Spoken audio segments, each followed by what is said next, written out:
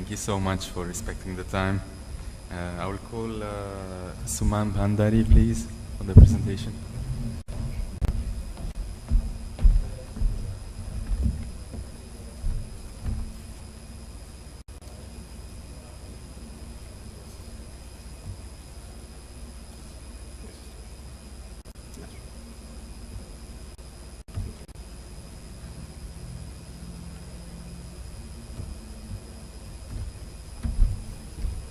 Morning, everyone. I'm here to present before you my first font that I've designed for Google Fonts. Every typeface is a testament to the time when it has been designed. The MINA font project has strived to adhere to the same ideology. There is undoubtedly a need to respond to the rapidly evolving requirements in the new globalized, multi-script, multi-language typographic environments. Through this, an important discourse is constantly created between the tradition and the modernity among communities, thereby providing a fresh and refined identity to them. In such a scenario, to cope with the scarcity of the availability in terms of typography in certain scripts, in this case, Bangla, it is quite evident that new designers like myself end up looking for inspirations from the existing, more available styles. MINA took the design cues from the existing Latin exo as well. My past experience in advertising gave me an opportunity to explore constantly with forms while designing logos and for clients or working with letters at various levels. This aspect got carried along with while trying to explore the definitive form for my first font. My approach was based on the context of both the ongoing trend and the future potential and consideration of the various audiences, along with the inherent lack of standard in the digital context with respect to the Bangla script. There are different approaches taken to teach how to write a language. I was introduced writing Bangla by being introduced to the art samples already available in the Bangla culture. The simple contours of Alpona, ritual paintings on the floor of the house, mainly painted by Bengali women at the time of religious festivals, played a significant role. Most of the Bengali kids till date are introduced to writing systems with the help of a wooden stylus dipped in milk that acts as the ink during the Saraswati Puja, or Vasant Panchami as it's popularly known. All the geometric shapes in Alpona were drawn by using clay. To my earliest memories, graphemes were introduced after teaching straight lines, adjoining lines with dots, triangles, rectangles, and circles respectively. These basic shapes were gradually metamorphosed into graphemic shapes, which is often a new and a strange experience for the first-time learners. Graphemes on the basis of their homogeneity, examples like the sounds of bo, ro, ko, dho, jho, etc., with their atomic triangular graphemes, or shapes like o, to, ou, oi, with their basic circular shapes were often put together with the contours of Alpona to execute the learning process. In typography, we try to create shapes and forms, or in other words, textual context is shaped from the words, and the willingness to see shapes that we haven't previously seen draws more light to what can be done. This was the key line of thought initially while trying to conceive the form for my font, MINA.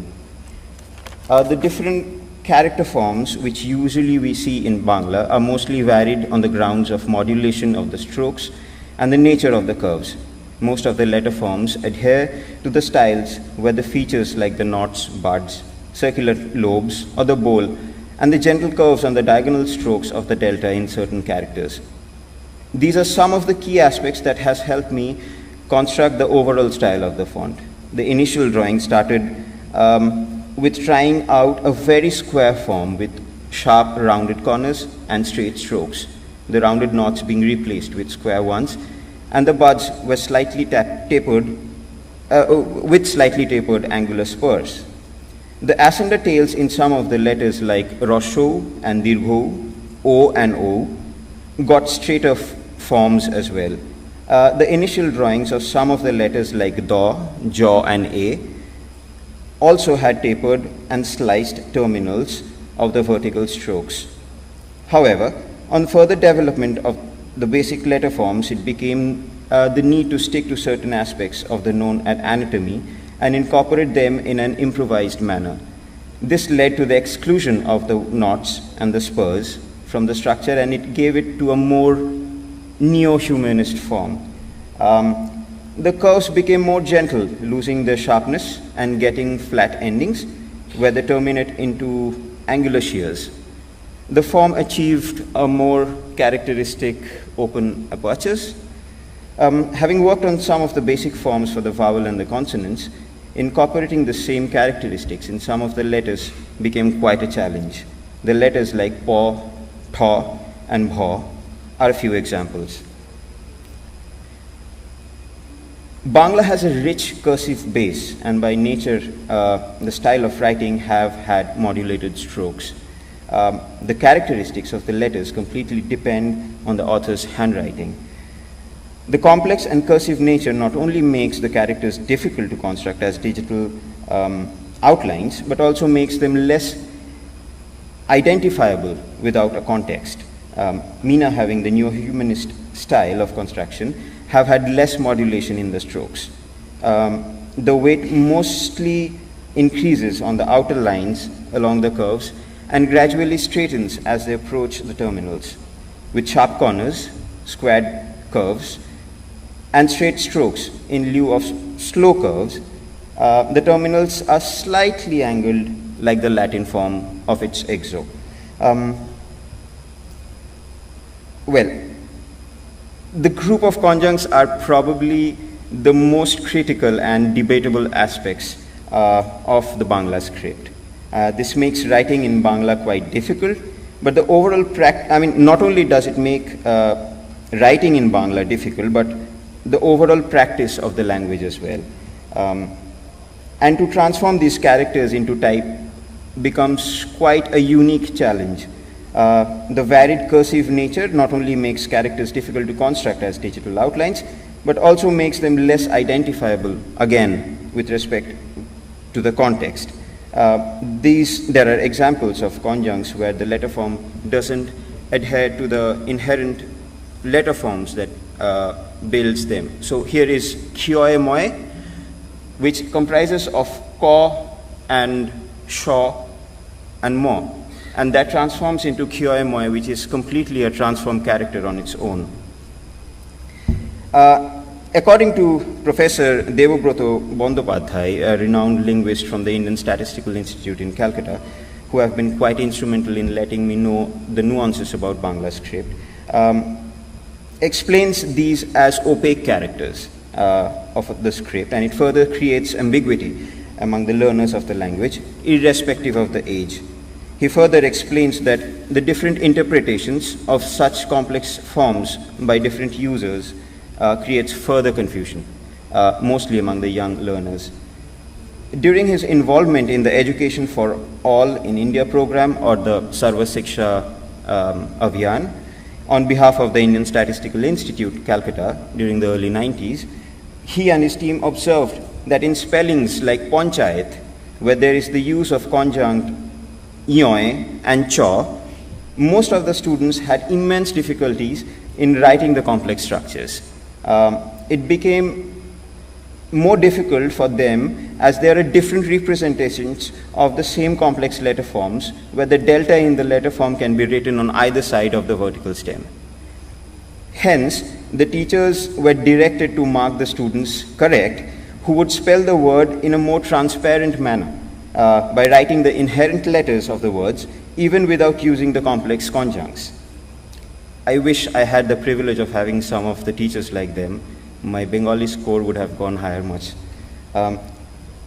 Writing is thus a language depicting another language, a set of signs for representing signs. The opacity and the inconstancy of the conjuncts has violated somehow the innocence of the original oral word with a monstrous perversiveness. Working on the conjuncts, maintaining the same sort of the style as a primary characters was a significant task. Not only do I feel the need for refinement in a number of these complex characters to create a balance in the space around and in between them, I also feel the need to scale some of these letter forms to create uniformity among the characters, especially when used with the Latin forms. Throughout the process of working on the conjuncts, the other aspect that intrigued me was the preference of the letters involved in their formation. What is the factor that determines which character will gain prominence over the other? Initially, it seemed that the letter that concluded the conjunct, while pronouncing it, gained the visual prominence. But on further studying them, I found that it didn't hold true to a lot of conjuncts. On further discussing the aspect with Professor Devobroto Bandyopadhyay, he mentions, and I quote, "Such ambiguity is one of the key reasons why the language has faced problems in the recent times. There has been quite an amount of redundancies in the formation of complex letter clusters, and special focus should be provided on the aspect. There is a need to find a way to avoid these redundancies. It is not enough now to have robust typefaces when the intended user of the typeface do not know or fail to understand the fundamental guidelines to which to apply them. The different MINA has two weights, regular and bold, respectively. This effectively enables the font to be used as a display typeface, but it will also work well at small to intermediate text sizes to be used across the user interface designs.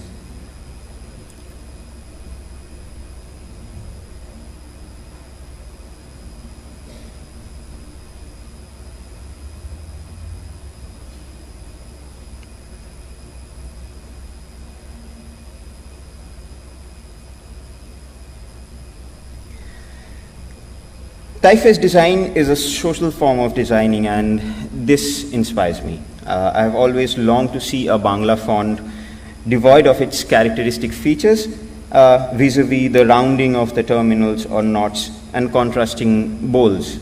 The stroke movements, shapes, axis, knots, loops, and the ratio between the horizontal and the vertical strokes all played a significant role in the design, and the complex conjuncts required a substantial attention while working on the project. Combining the letters with the curvilinear nature with the style I intended was challenging. Constructing them with a digital tool that are more Latin-centric, like naming the glyphs required for the testing to adhere to the open type features, was also difficult. To develop MINA, I faced all of this, but this only increased the appetite to delve more into the subject and get fascinated. Every decision brought more decisions, and connecting them with the logic was perhaps the most challenging part. The ultimate goal, however, lies in making the script not only easier for the native nascent users of the script, but also for the users who are enthusiastic in learning that language that has the 7th largest user base globally. The urge becomes more dire when we come to know about the extinction of almost 300 languages in the last 70 years, that is post-independence since 1947. Through this project, I've attempted to get closer to the nuances of the Bangla script and learn the way they function through the contemporary practice in design typeface, in digital typeface design. I can't end this presentation without thanking a few people, especially Dave, who had been patient enough for believing in me, as this was my first font project and probably a stepping stone to professional typography. Professor Devobroto Bandopadhyay from ISI Kolkata, Professor Girish Dalvi from IIT Bombay, Sarang and Nupur from Ektype, Priya from URW, and three of the most important friends I have here, Pathum, Kausala, and Randika. Thank you. Thank you, Suman. Thank you for the diversified presentations, and I think we have like 10 to 15 minutes of questions and answers. So I wanted to ask Suman, your name suggests you're not Bengali, right? I am a Bengali. But? My title doesn't seem to be a Bengali. But it is? But it is, I mean, I pronounce my name as Suman, right, which is very much a Bengali name. Of course. Bhandary is, you can find a Bhandary throughout India and Nepal. Okay, so right, Nepal, right. Okay. So your origins are Bengali? Yes. Okay. Specifically in the district of Birbhum near Shantiniketan. Which is the western part of West Bengal, yeah. right. So your what you were trying to experiment with, bring in, could you just say a little bit about what drove you into it? As I was mentioning in my presentation, that I always longed to see a form of Bangla that was kind of devoid of their key aspects. I mean, I somehow didn't feel connected to the loops and the greater modulations that used to happen. I do not want to define it in terms of the Latin parameters, so I won't define it as the parameters that have been already set by the Latin forms. At the same time, I have taken inspiration from a Latin existing typeface.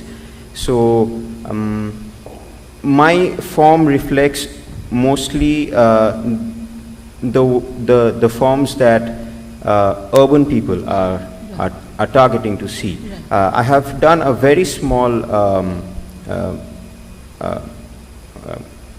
test for my font that had a sample size of 50, but unfortunately it was only targeted to the urban users.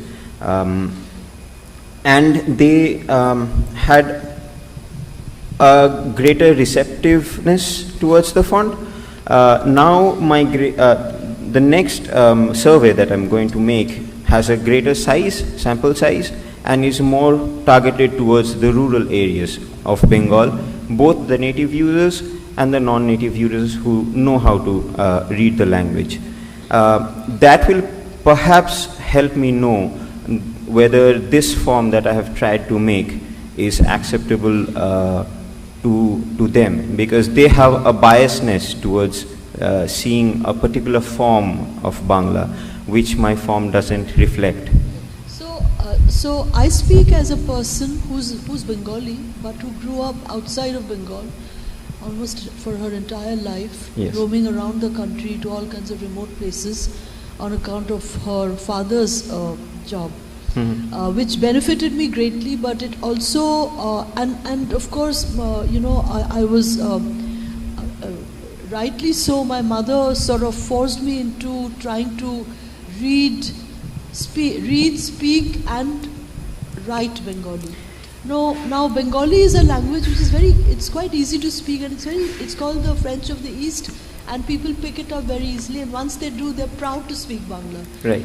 But it's very difficult to write, and you actually brought in a very significant point where you said that because of the cursive nature, the writer redefines the writing. Yes. Right, and it's difficult. So I used to be very mechanistic in the way I wrote because I was trying to learn textbook style, and I used to write slow and I would get less marks because I would never finish my work and so on. So I think you have another stakeholder, the urban Bengali, the rural Bengali in Bengal, and then the stakeholder like me who is the outside in person, loves Bengali, would love to write nicely, and in fact my writing has improved. Yesterday I wrote Antoine's name in Bangla for him, and I've just written Reki's name in Bangla, so I enjoy writing, and I know those who don't write Bangla look at the type as a very artistic form. So maybe you could leverage that and bring it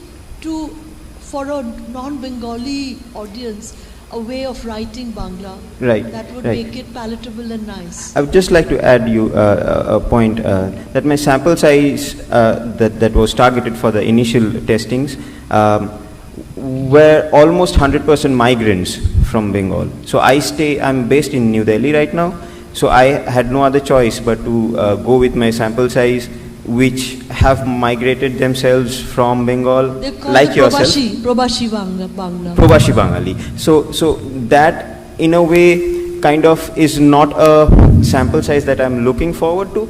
At the same time, that provided me also the chance to see whether the urban people who have an access to digital medium more accepts or rejects the form that I'm trying to make. Thank you. Thank you, ma'am. Congratulations to take the challenge of first of all venturing into designing a Bangla font. Thank you, sir. And I'm very happy that you are focusing on conjunct consonants clusters, which is one of the most important aspects of Bengali script. Yes. I remember you said once that the opacity. Yes. And another thing which I remember from your talk, that you had a difficulty. My thing is, my curiosity is similar to like Ajanta's, but as an outside Bengali person, which I am trying to do in my Devanagari. My question here is that this is a project which will do over, fine. But now you also have found the difficulty while writing your exam papers and you received less marks.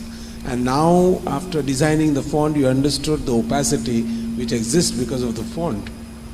Yeah, how you can bridge the gap if you, I suppose if you find the skeleton approach from the type design language and from handwriting the stroke order, which needs to be, whether it is urban or whether it is rural, when the child is a child and when he learns the script, do you think that is a root cause if you can focus more on that area of, I will not say standardize, but decoding the handwriting mannerism and provide something which is common to whether rural or urban, and that's a very root cause from where they learn. Do you think that will help, or do you go in that direction, or you will complete the font and over?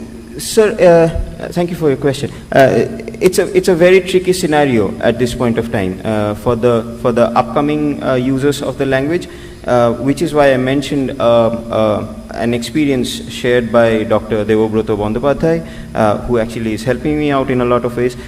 He has been involved in Sarva Shiksha Abhijan in terms of Bengal, and that is exactly what he pointed out, that he and his team had to instruct the teachers to inspire more on the content of the spelling rather than the form that represented the clusters. So if the cluster was getting difficult for a child to write down or to decipher, they concentrated entirely on whether the person is able to spell it properly with the exact content of that spelling. So they were trying to be more transparent and ignore the opacity that the conjuncts had, but at the same time they had objections from a lot of people, same linguists, who try to restrict themselves within the parameters of maintaining the culture. I hope you understand what I mean. Of course, of course. Yeah. So that is there is a very thin line, and I hope. I don't know. It's a big challenge. It's difficult to create that balance, but let's see. Let's hope. Here is one tip, because here we are common in Maharashtra and Bengal.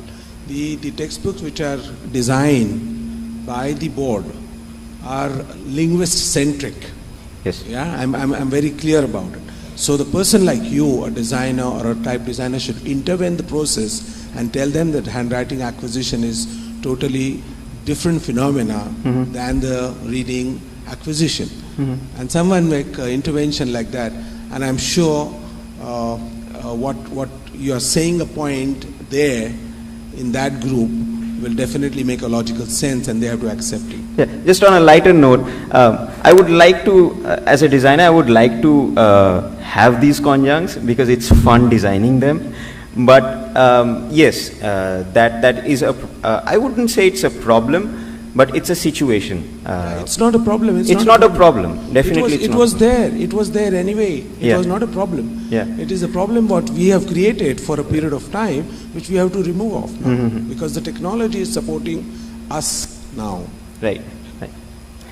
Thank you. We have time for one more question. Yeah, it's for me.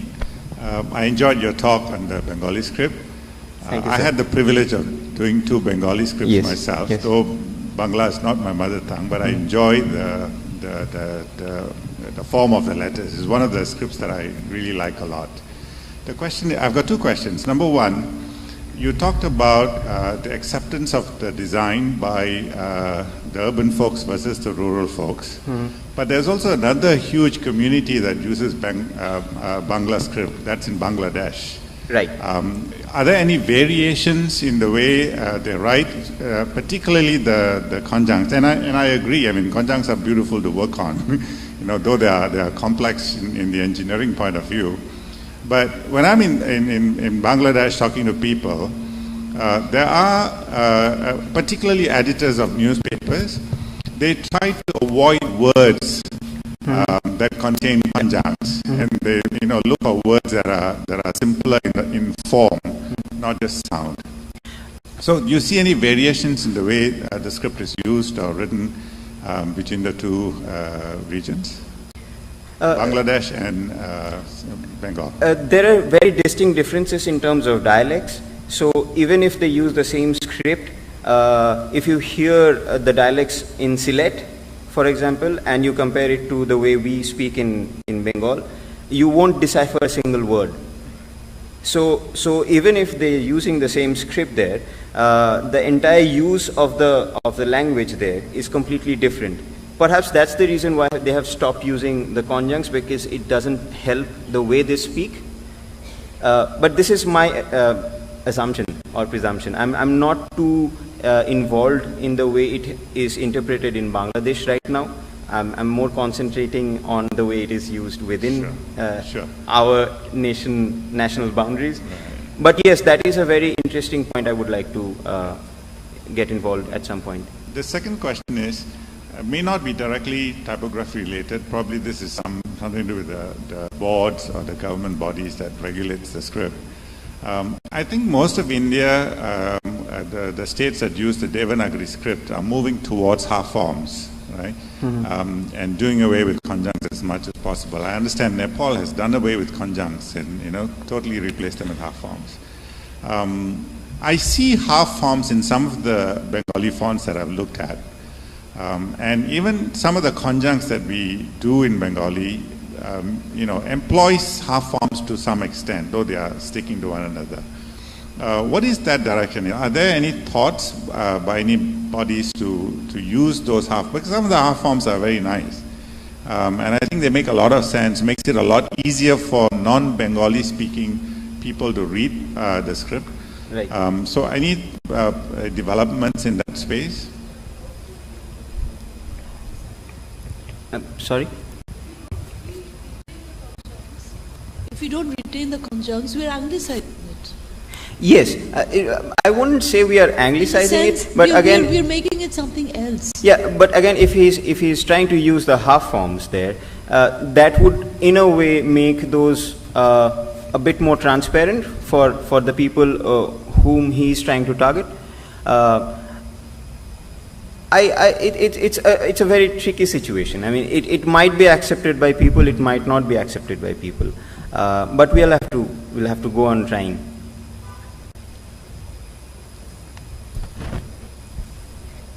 You have to, when any board, just then with of the experience, yeah. When people argue that people are not accepting it, you know, we don't have a system in order to say that people don't accept it. People have accepted the broken typewriter in other terms, yeah, because it was just available. So if they can accept the distorted, I suppose there is no problem accepting the beautiful letters. Right. That's how I logic it. Thank you. Thank you.